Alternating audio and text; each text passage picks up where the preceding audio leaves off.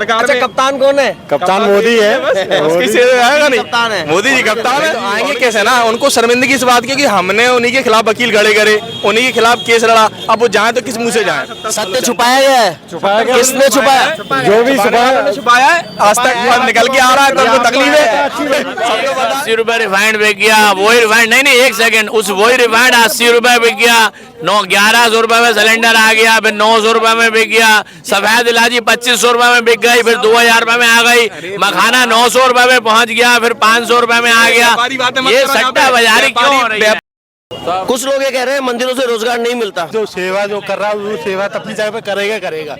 ये तो कहने की बात नहीं है। जिसको सेवा मिली है, जिसकी पीढ़ी से चली आ रही है, तो वो सेवा ही करेगा अपने।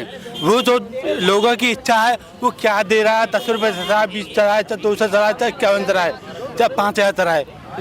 ये रोजगार की बात नहीं है। ये इसे रोजगार आस्था की बात है। इसको रोजगार नहीं कहा जाता है। मंदिर में सेवा करना कोई रोजगार नहीं कहा जाता। वो अपनी धार्मिक सेवा कर रहा है। कहाँ से है सर? मैं डिवाई से, बुलंदशहर। बुलंदशहर। तो आप यूपी से हैं? हाँ जी।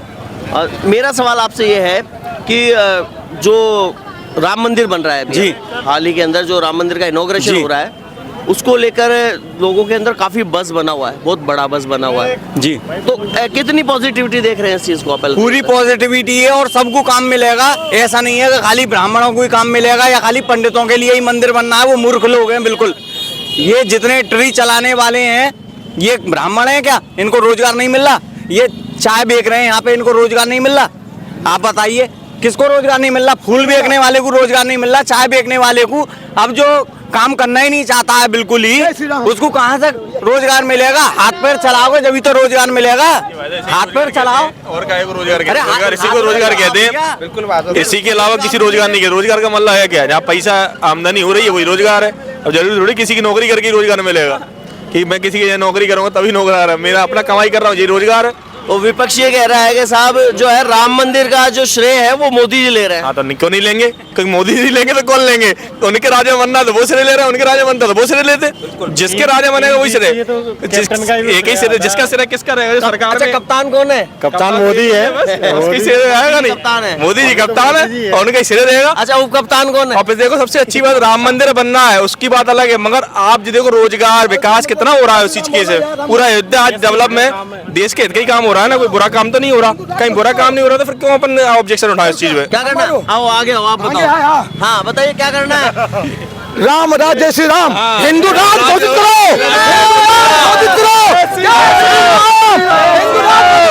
राम मंदिर में इनॉग्रेशन का नेता वो जो न्योता है वो भेजा गया जी, लेकिन वो आ नहीं रहे हैं, उसको मना कर रहे हैं। नहीं तो आएंगे कैसे ना? उनको शर्मिंदगी इस बात की कि हमने उन्हीं के खिलाफ वकील खड़े करे, उन्हीं के खिलाफ केस लड़ा। अब वो जाए तो किस मुंह से जाए? जनता तो जानती है ना। अगर जाएंगे तो जनता समझ जाएगी कहीं ना कहीं वोट बैंक के चक्कर में जा रहे हैं, और नहीं जाएंगे तो कहीं ना कहीं उनको ही अपने अंदर गिलानी है, तो उनका कोई मसला नहीं है। अब वो जाना ही चाहिए वैसे तो, कोई देश की बात है, बट अब नहीं जा रहे तो उनकी अपनी विपक्षी पार्टी का कुछ संदेश होगा ऊपर से ऑर्डर आया होगा कि नहीं जाना तो नहीं जाना, तो ऊपर का ऑर्डर चलता है वहाँ तो। रहा है कि अयोध्या तो एक झांकी है और काशी और मथुरा बाकी है। बिल्कुल सत्य बात है, बिल्कुल सत्य बात है। जो चीज हमारे अस्तित्व से गायब कर दी गई थी उसको वापस लाने का जो काम कर रहे हैं मोदी जी, उसमें कोई दो राय नहीं है। हम लोग सब उनके साथ हैं और होना ही चाहिए। जो हकीकत है वो सामने आना चाहिए, जो छुपाई गई है हमसे 70 सालों में वो सामने आके प्रकट हो और जो चीज हमारी खो गई है वो वापस आए। और ये हकीकत है हमारे जो अभी 2024 के बाद में अपना काशी में मतलब मथुरा में नंबर है। अभी आने वाले 5 साल है जो हमारे लिए मथुरा का नंबर है, और आने वाले 5 साल है जो हमारे लिए मथुरा का नंबर है, और यहाँ पे मंदिर बन के रहेगा। ये हकीकत है बीजेपी के राज में, ये है अपना।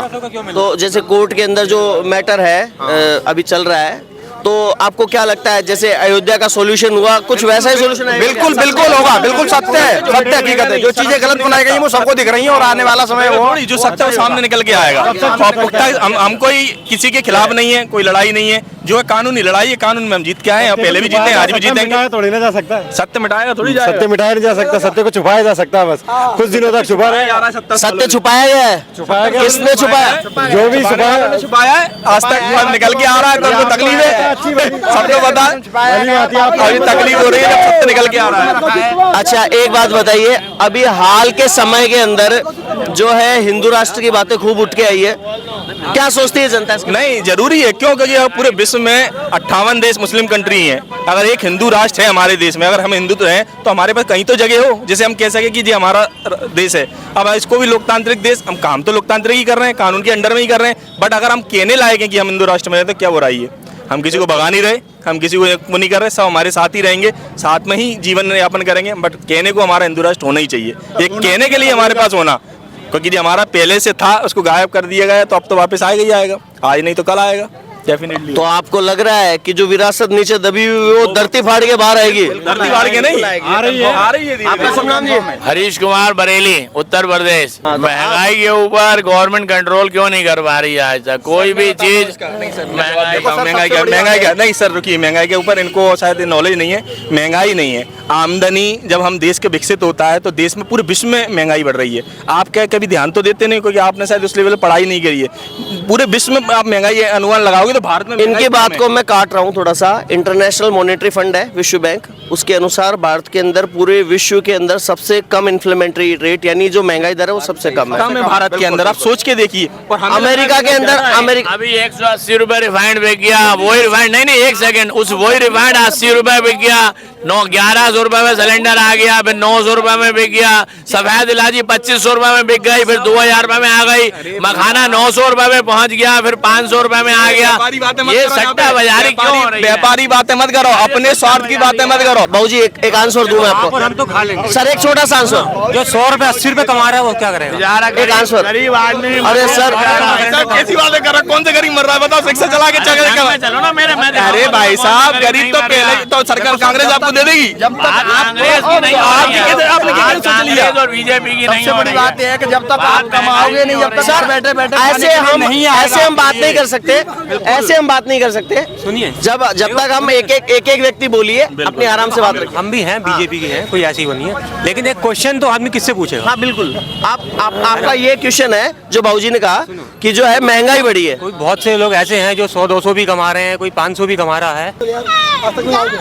जो गरीब आदमी वो मर रहा है। कैसे? पहले तो बाबूजी आपको एक क्लेरिफिकेशन करूं मैं सर, एक क्लेरिफिकेशन कर दूं। 600 तो मिल रहा है, 700 मिस्त्री को मिल रहा है, 600 में क्या? एक सवाल, तो आपका धन भी बढ़ा है, कमाई भी बढ़ी है। पहले मैं 10,000 कमाता था, आज 50,000 कमा रहा हूँ, तो फर्क है चीजों में। बिल्कुल, हाँ, तो ऐसे ही है। तो आप गरीब की मत सोचिए, गरीब को फ्री भी मिलता है, राशन 2 रुपए किलो मिलता है गरीब को। रिक्शा वाले से पूछ के आना मिलता है। वो रिक्शा वाले। मैं योगी और मोदी सरकार से सहमत हूँ।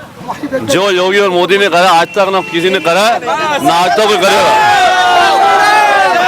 हर हर मोदी, बिहारी लाल की, राजा रानी सरकार की जय।